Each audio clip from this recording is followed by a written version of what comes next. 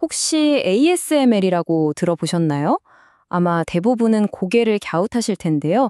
하지만 여러분이 지금 보고 계시는 스마트폰, 매일 쓰는 컴퓨터, 그 모든 것의 심장인 마이크로칩 뒤에는 바로 이 회사가 있습니다. 오늘은 이 베일에 쌓인 거인의 이야기를 한번 제대로 파헤쳐 보겠습니다. 95%? 이게 무슨 숫자일까요? 이게 바로 반도체 공정의 핵심, 이 리소그래피 장비 시장에서 ASML이라는 단 하나의 회사가 차지하는 정말 말도 안 되는 시장 점유율입니다. 거의 모든 걸 이 회사가 만든다는 거죠. 이 회사가 뭘 만드냐면요. 바로 EUV라는 장비를 만듭니다. 극자외선, 말이 좀 어렵죠? 쉽게 말해 머리카락보다 수만 배나 더 얇은 선을 그릴 수 있는 현존하는 가장 정밀한 펜이라고 생각하시면 돼요. 삼성이나 TSMC 같은 세계적인 기업들이 왜 대당 2천억 원이 넘는 이 기계를 못 사서 안달이겠어요? 바로 이것 때문입니다. 아니, 근데 어떻게 네덜란드에 있는 처음엔 이름도 없던 회사가 이 시장을 꽉 잡고 있던 일본의 거인들을 다 밀어내고 이렇게 완벽한 독점을 이룰 수 있었을까요? 정말 미스터리 같죠? 오늘 그 비밀을 하나씩 파헤쳐 보겠습니다. 자, 그럼 첫 번째 이야기부터 시작해 볼까요? 이 거대 기업의 시작점, 정말 놀랍게도요, 허름한 컨테이너였습니다. 믿어지시나요? 어떻게 여기서부터 세계를 지배하는 기업이 탄생했는지 그 아주 미미했던 시작점으로 한번 시간을 돌려보겠습니다. 1984년 ASML이 처음 문을 열었을 때만 해도요, 사실 아무도 성공할 거라고 생각 안 했어요. 당시 시장은 일본의 니콘, 캐논이 꽉 쥐고 있었거든요.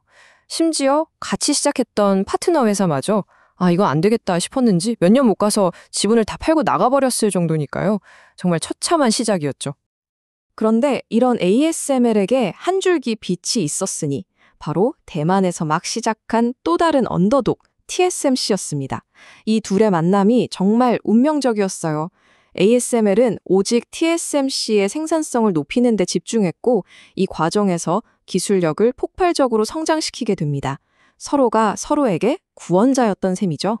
자, 그럼 이 만년적자 기업이 어떻게 판도를 뒤집기 시작했을까요? 이제부터가 진짜 재밌어집니다.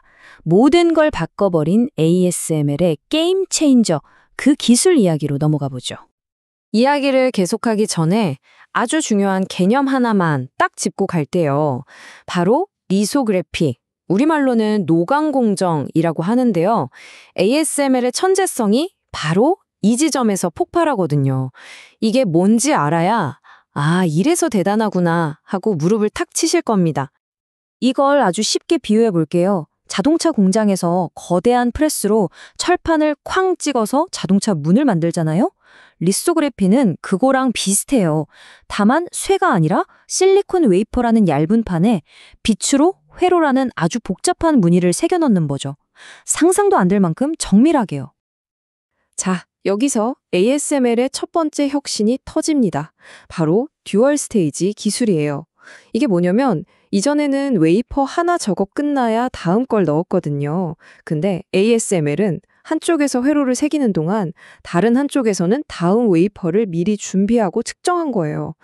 와, 생각해보세요. 기계가 한순간도 쉬지 않는 거죠. 이걸로 생산성이 거의 2배로 껑충 뛰었습니다. 경쟁사들은 이걸 보고 정말 아찔했을 겁니다.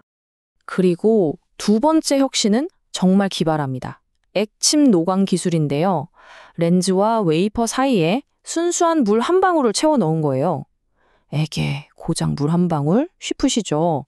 그런데 이 물방울이 빛의 굴절률을 바꿔서 훨씬 더 세밀한 회로를 그릴 수 있게 해준 겁니다. 정말 발상의 전환이죠.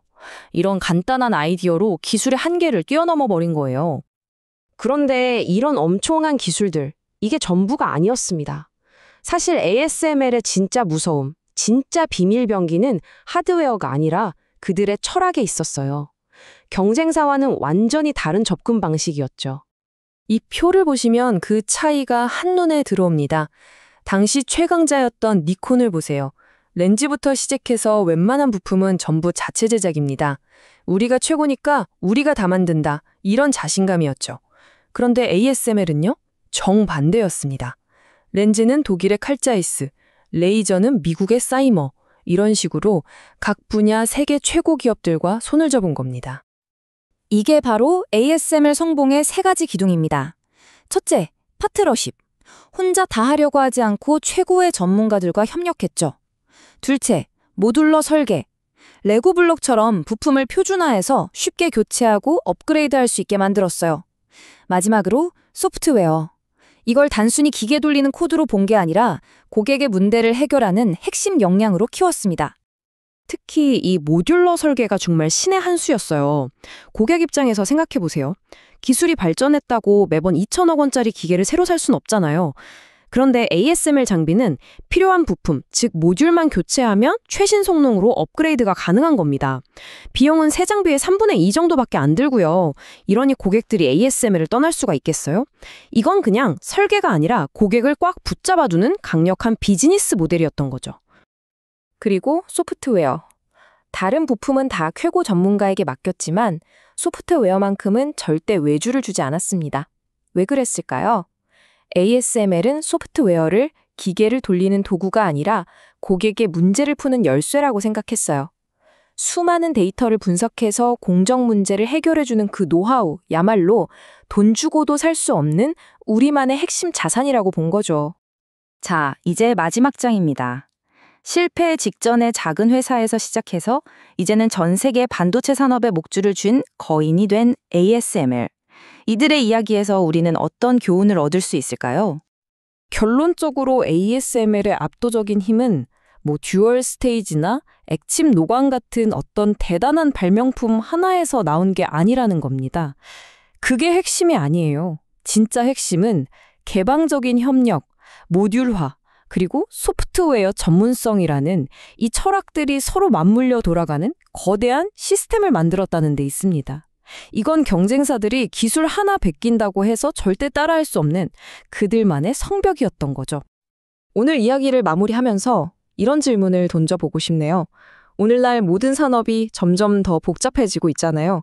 자동차, 배터리, 항공우주 이런 분야들도 혼자서 모든 걸 다 잘하겠다는 생각 대신 ASML처럼 최고들과 함께 시스템을 만드는 전략을 쓴다면 어떨까요? ASML의 성공 방정식이 다른 산업에는 어떤 영감을 줄 수 있을지 한번 생각해 볼 문제인 것 같습니다.